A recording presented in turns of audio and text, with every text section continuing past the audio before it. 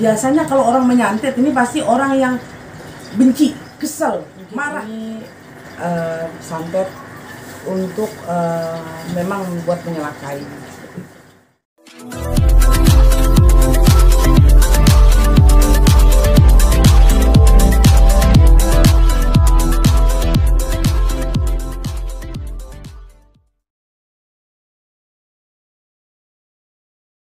Gitu Nyai, kalau boleh tahu setiap pasti santet itu Nyai, cara masuknya kayak gimana dan seperti apa bentuk-bentuknya Nyai, kayak gitu loh. Oke, santet itu banyak macam. Ada santet orang menyiksa orang supaya orang itu sakit terus-terusan.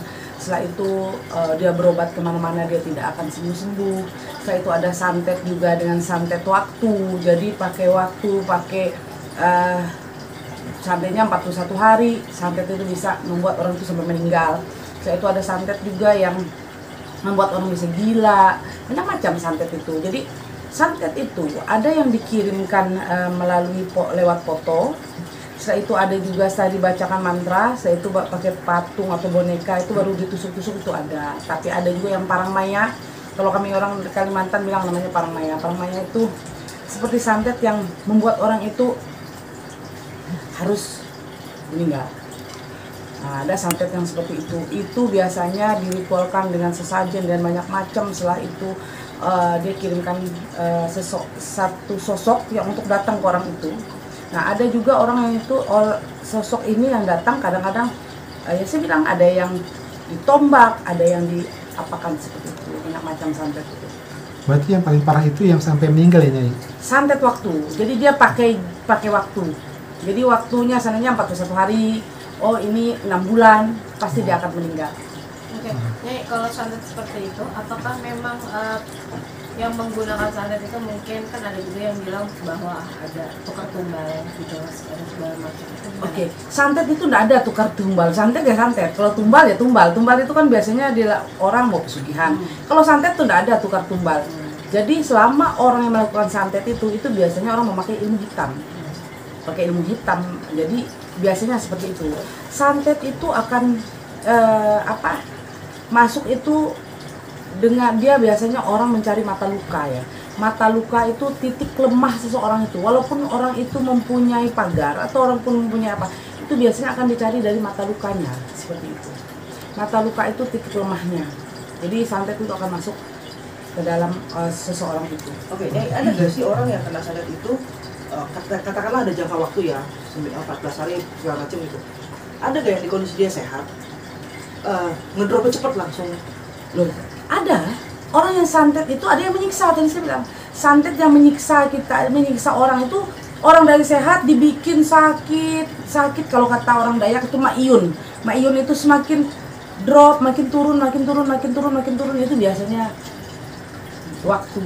Jadi dia ada santet waktunya nih sampai 6 bulan, 1 tahun. Jadi drop biasanya langsung. Tapi yang cepat ada nggak? Yang cepat ada, tergantung dari spiritualnya yang mengerjakan. Kalau spiritualnya bilang ini kalau dia udah dendam sekali dia minta waktunya segini ya biasanya. Tapi semua itu semua tuh walaupun orang itu disantet, kalau kata Tuhan masih belum waktunya bener, pasti akan ada jalannya orang mengobati. Tapi kalau sudah sampai waktunya, biasanya nggak pakai katanya 40 hari atau 7 hari, pasti biasanya 7 hari meninggal. Seperti itu. Oke, Nyai, apa sih ciri-ciri orang yang terkena santet? Tadi yang pakai waktu itu Nyai? Oke, orang yang ciri orang kena santet itu biasanya sewaktu dia kena itu mimpi bertengkar kelahi dengan orang, saat itu dia ditombak, ternyata dia luka. Nah itu pasti. Kedua lagi, di saat dia tidur dia terkejut, kayak ada sesuatu, kayak terkejut, kayak rasa roh ketarik. Nah saya itu kayak orang kayak itu, tapi dia tidur. Oke, nggak bisa napas gitu Nyai ya? Ya, nah itu namanya, ada namanya itu cara santet itu biasanya orang menarik hambaruan, menarik roh. Kalau orang Dayak itu bilang hambaruan, tapi biasanya orang menarik roh. Ini kan yang lagi baru kan adalah korbannya sendiri mengetahui bahwa sepertinya dia disantet seperti itu ya. Nah ini gimana nih Nyai? Kan orangnya Bapak tahu nih kalau dia disantet, tapi dia udah mengalami, udah pengobatan dimanapun tapi gagal. gimana? Oke, santet itu biasanya akan bisa, seandainya ini ada santet, imunnya segini, tingginya segini. Biasanya harus ada orang yang bisa mengobati, biasanya harus di atas daripada orang yang memberi santet itu. Biasanya seperti itu. Nah, tadi kan ini yang bilang tuh mirip Nyai kejadiannya sama dialami oleh seseorang selebritis lah Nyai. Oke, Gimana menurut Nyai tanggapannya itu? oke, ada seorang selebritis ya yang Diduga kena santet. kena Ya. santet. Oke. Saya boleh lihat fotonya? Betulnya? Nah, tidak. Ada hasil dari apa? Dia udah pergi ke dokter. Udah ke dokter Nyai, kata ke rumah dokter itu disangkanya GERD, tapi ke dokter tuh nggak ada apa-apa. Ke pulang dokter. Sampai ada hasil ronsen atau MRI gitu ya. Itu kita ada benda, semacam benda di perutnya gitu Nyai. Oke. Oke. Oh yang tadi sama. Jadi begini ya. Kalau saya lihat dari peristiwa ini yang saya lihat memang benar ada kiriman santet. Mungkin ini santet untuk memang buat menyelakai. Seperti itu. Nyai, ini apa kayak yang pakai waktu Nyai atau seperti apa? Kalau yang saya lihat santet pakai waktu. Pakai waktu. Dan tujuannya benar-benar untuk Untuk sampai wafat gitu. Ya, yang saya lihat seperti itu. Nyai, apakah ini kan sempat curiga ini katanya persaingan bisnis Nyai? Apakah benar ya Nyai lihat seperti itu? Dugaannya.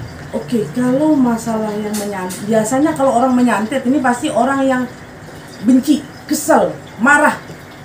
Kan seperti itu. Yang saya lihat seperti itulah. Tapi saya tidak mau mengatakan bahwa itu adalah persaingan bisnis. Tapi yang saya lihat bahwa orang yang menyantet ini orang yang lagi kesel, marah sekali sama dia. Seperti itu.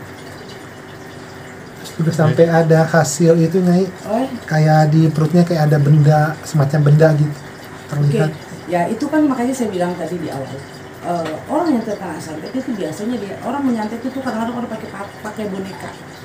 Nah, boneka itulah yang media seorang spiritual ini untuk menyelakai orang itu. Makanya roh orang itu diambil, dimasukkan ke dalam boneka itu. Boneka inilah yang untuk biasanya media mereka untuk melukai orang ini yang mau disantet ini. Biasanya seperti itu. Seperti kayak paku. Makanya saya bilang ada orang yang memang melakukan santet itu, boneka itu disobek. Disobek. Kadang-kadang orang tuh merasa perutnya kayak dihiris. Setelah itu dia masukkan lagi paku, ditusuk, set, baru dia jahit. Makanya di dalam tubuh orang yang terkena santet kadang-kadang ada barang. Ada barang kayak ada jarum, ada paku, atau ada apa seperti itu. Nah, orang terkena santet kadang-kadang dia terkena penyakit asam lambung tidak pernah berhenti. Selalu begah, selalu mual, selalu mau makan apapun semua nggak enak, pasti dibayar. Kalau kalian mau tahu orang terkena santet, silahkan tekan aja di sini. Nah, kalau ditekan sebelah kiri ini keras, di dekat sini keras dan sakit, nyut, kayak kalau ditusuk pakai tangan dia terasa nyilu, nyut, itu masih kena santet. Oh, tapi kalau di dokter tuh nggak ada apa-apa ya? Nggak ada apa-apa seperti itu. Sama halnya itu berarti benda itu bisa dilihat, dokter bisa kelihatan Bisa ya? lihat, tapi tidak bisa diambil. Tapi ada juga yang benda yang bisa diambil. Tapi ada yang benda yang saya lihat itu tidak bisa diambil. Nah, dari kan karena ada hasil dari ronsen atau CT scan tadi yang saya lihat ada 2 benda. Benda itu tuh agak susah itu diambil. Nah itu biasanya ada juga barang itu yang memang ditusuk di bagian ulu hati. Kenapa ditusuk bagian ulu hati itu biasanya supaya orang itu pelan-pelan biasanya umurnya pasti tidak ada. Jangan lupa ya di subscribe dan nyalakan lonceng notifikasinya.